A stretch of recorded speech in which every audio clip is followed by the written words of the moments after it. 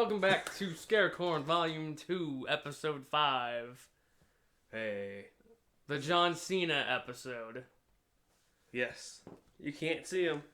So it starts with John Cena in the snow going to an inn to do an experiment. And he just kind of stays there for a while. And they're like, yo, John, you're not paying your rent. You're cursing, you're throwing stuff on the floor and the carpet, like, you need to leave. You suck as a tenant. And he's like, I'm not leaving.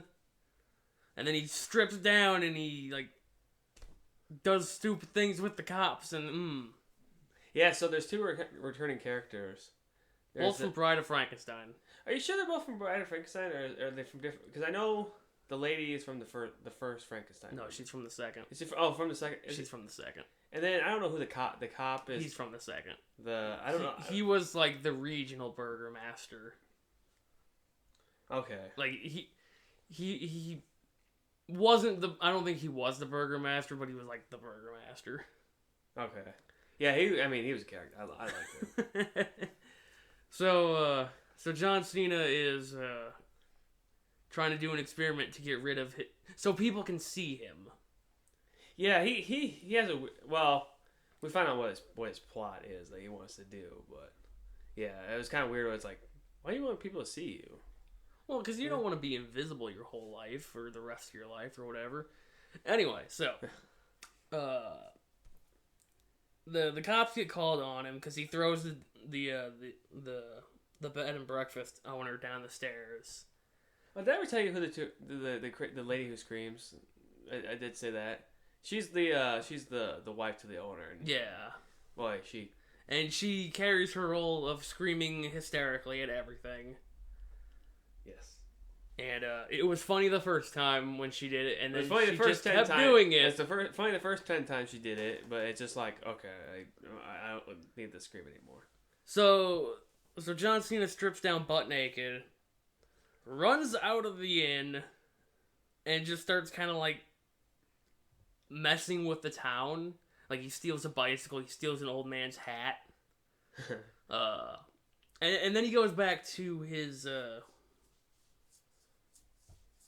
one of his colleagues. Yeah, he's a professor. Dr. Kemp? Yeah, Dr. Kemp. He's a doctor of some sort. And he's like, look, I'm invisible, and Dr. Kemp is just having none of this. Like, he's like... So John Cena's like, do you got some bandages and, like, some pajamas? I'll just put that on, and then you won't freak out about me being invisible, I guess? So he does that, and he's like, okay, so here's my plan. World domination.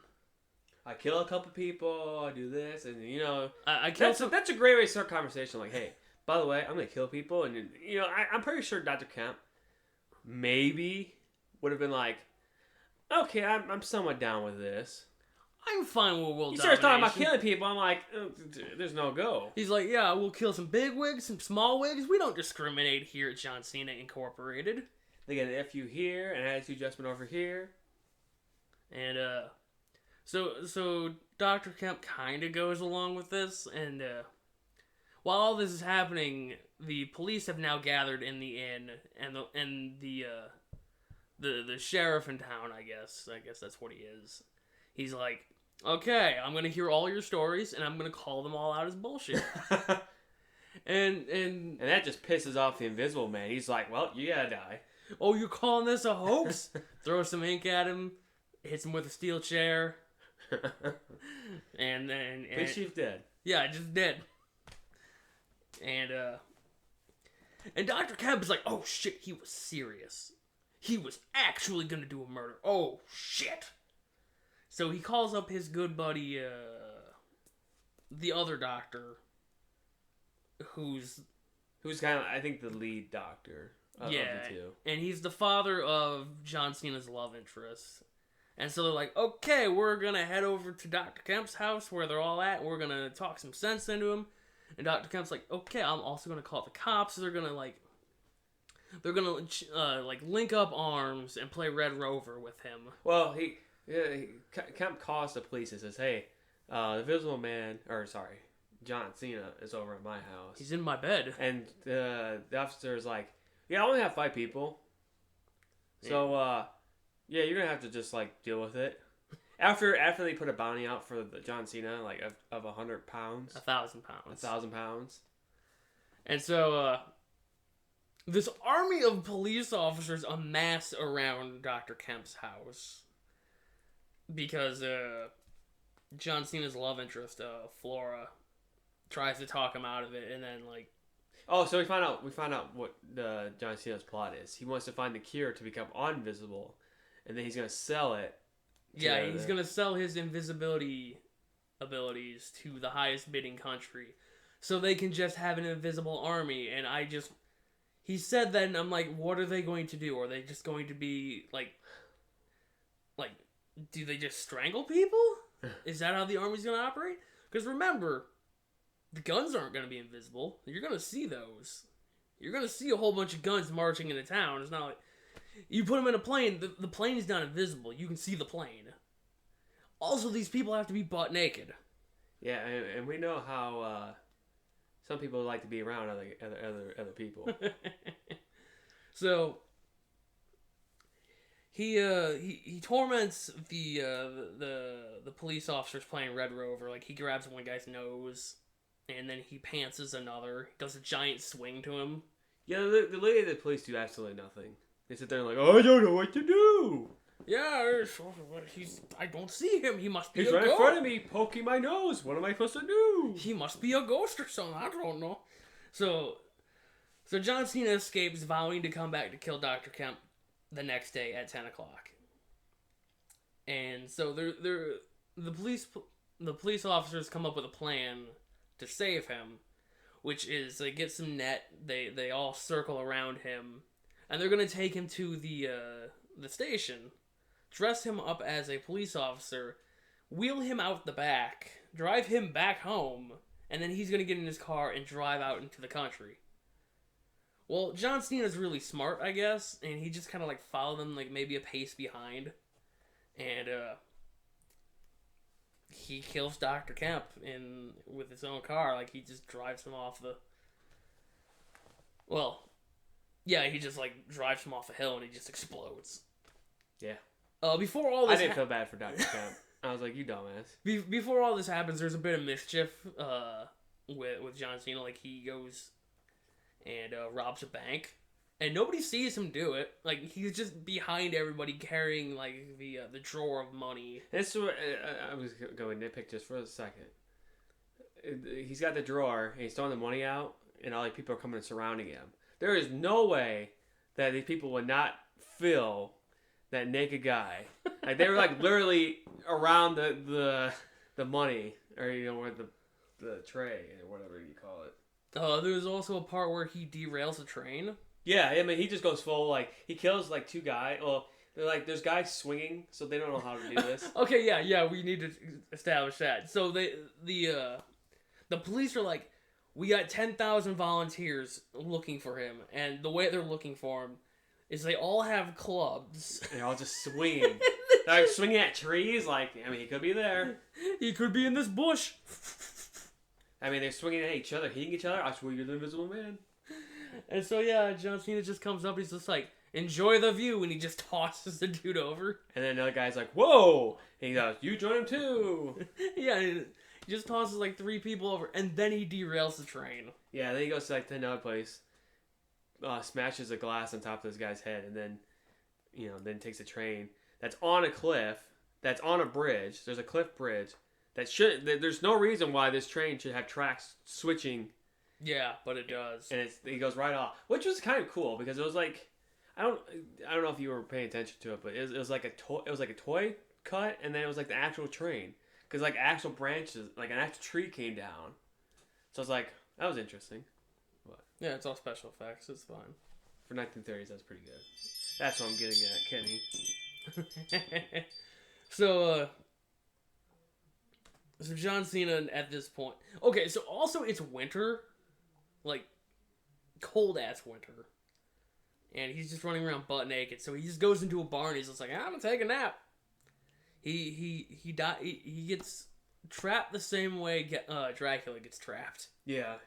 By taking a nap, and so it starts to snow, and the the farmer comes into the barn and he hears him. So he runs down to the station. All the police come and amass around the barn. And they're like, okay, farmer, we're going to light your barn on fire. But hey, if he's in there, that's 1,000 smackers for you. And the farmer's just like, yeah, okay. Sure, why the fuck not? So they burn the barn. John Cena comes out. And then they shoot him. Yeah, so he's got... So he puts footprints in the snow. And they're literally footprints. They're shoes. And, yeah, they shoot him twice. And then he falls in the... Yeah, and then the final scene is... He's in the hospital. He's got... The bullet pierced both of his lungs. Somehow he's still alive. I don't believe that in the slightest. And, Flora sees him one last time, and then he becomes visible, and the music swells. Like, yeah, it's like we're seeing a hero for the first time. Yeah, like, that was the weird part. Like, it was just like, oh, he's so cool. He was, like, a good person. It's like, no, he wasn't. He was evil, like, the whole... To be fair, I will say, this has been the best movie of all that we watched so far. So, to me, he is my hero. Yeah, he's saving this, volume 2. Sort of, maybe. They, special effects were pretty good in this movie. They're Yeah, I know. Best Like, of all. I mean, for 1930s, like, obviously you could tell that, you know, the shirt that he's walking around is a different cut scene that was sliced onto the movie. yeah. But still, for 1930s, that's pretty. It is pretty impressive, and like, yeah. There was only one time I saw a string, which, you know, it's funny because I always, ever since I started watching, Cinema Sins. Mm-hmm. Like, I go, oh, let me see if I can see like the string of the thing, you know, because how cool is it to be the first person to watch Game of Thrones season 8 and go, oh my god, I see the Starbucks cup down right below the chair, you know, like stuff like that. So when I was watching it, when it had the bike, you could see the string. I was like, that's cool. But yeah, no. So this movie was it was kind of all over the place. For being a guy who's not really a monster, He's got the highest body count. The one thing they tried to say with him, he does have the heaviest body count. The one thing that they try to say is because he's invisible, his strength is heightened. Like he's like stronger than what he would. Yeah, something about what he injected himself with. It drove a dog and like mad, insane or something like. So I guess maybe he's tapping into that. Yeah, which is really funny and it's also really dumb. But so we should give. I want to say this.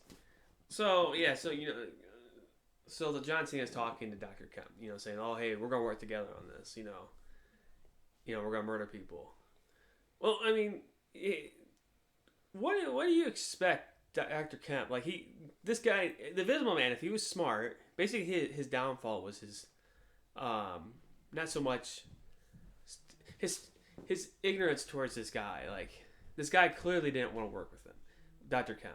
Yeah. If Dr. Kemp didn't like sit there and go, oh, Dr. Kemp's gonna help me, he'd still be around. Because the only reason why he got turned, because I don't think Dr. Kemp was gonna turn him in until he killed the police chief. Yeah, until he started doing the murders. And then he's like, oh, because I don't think in this movie there was no indication that the John Cena was going to turn on Dr. Kemp.